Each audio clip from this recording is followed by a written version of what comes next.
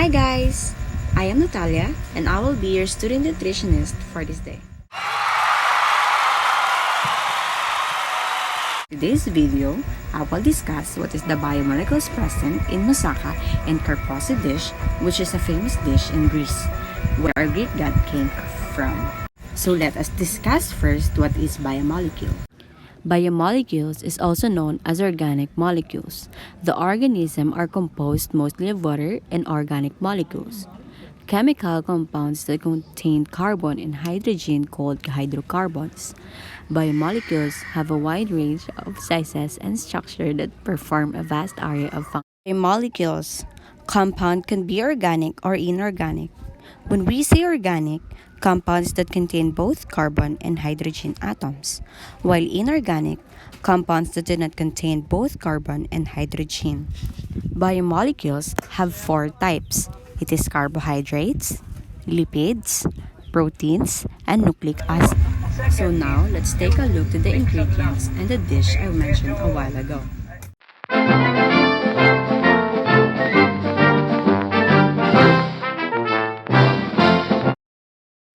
Here is the ingredients present in carbohydrates. Carbohydrates. Carbohydrates are organic compounds made up of carbon, hydrogen, and oxygen. Carbohydrates are the simplest of four main types of organic compounds. Carbohydrate function as an energy for most organisms. There are three types of carbohydrates. It is the monosaccharides, the disaccharide, and the polysaccharide. Monosaccharide. Monosaccharide is a simple sugar that provides energy source of cellular energy. And one of its examples is fructose. Fructose. Fructose found in many plants and is often bonded to glucose, also known for fruit sugar.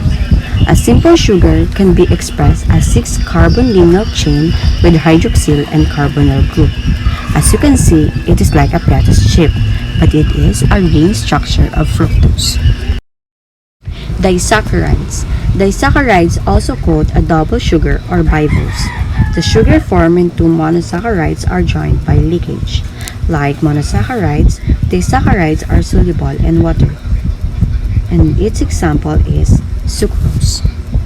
Sucrose. Sucrose is a molecule composed of two monosaccharides, which is glucose and fructose. Sucrose is produced naturally in plants from which table sugar is refined. Sucrose is commonly referred to as table sugar or cane sugar. The fructose and glucose molecules are connected via a glycosidic bond, and it is soluble in water. There are no anomeric hydroxyl group in sucrose molecule. Polysaccharide. Polysaccharide is a storage material for important monosaccharides. In a polysaccharides, two glucose units are joined by a glycosidic bond. This bond formed by process of dehydration. A large molecule, high molecular weight, and contain hundreds of glucose units by beta-glycoside bonds between C1 and C4 sites of adjacent sugar. The most important polysaccharides are cellulose, starch, and glycogen. But I pick one example, and this is cellulose. Cellulose. Cellulose is the most abundant organic compound on Earth. It is a complex carbohydrate consisting of hundreds and sometimes even thousands of carbon, hydrogen, and oxygen atoms. Cellulose is the main substance in the wall of plant cells, helping plants to remain stiff and upright.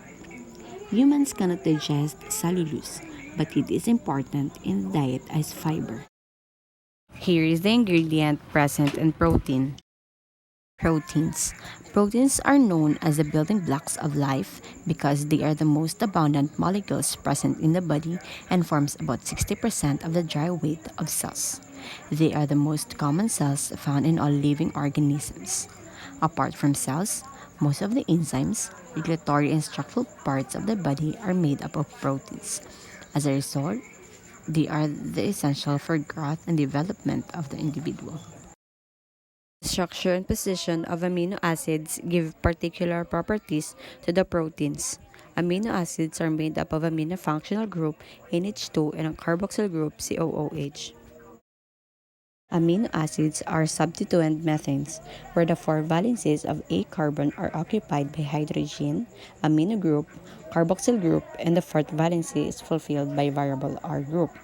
Depending on the R group, there are different types of amino acids, out of which 20 are found in the polypeptide chain. The structure of proteins is classified at four levels. It is the primary, the secondary, the tertiary, and the quaternary. Here is the ingredients present in lipid. Lipids. These organic compounds are nonpolar molecules, which are soluble only in nonpolar solvents and insoluble in water, because water is polar molecules. Under lipid, we have triglyceride.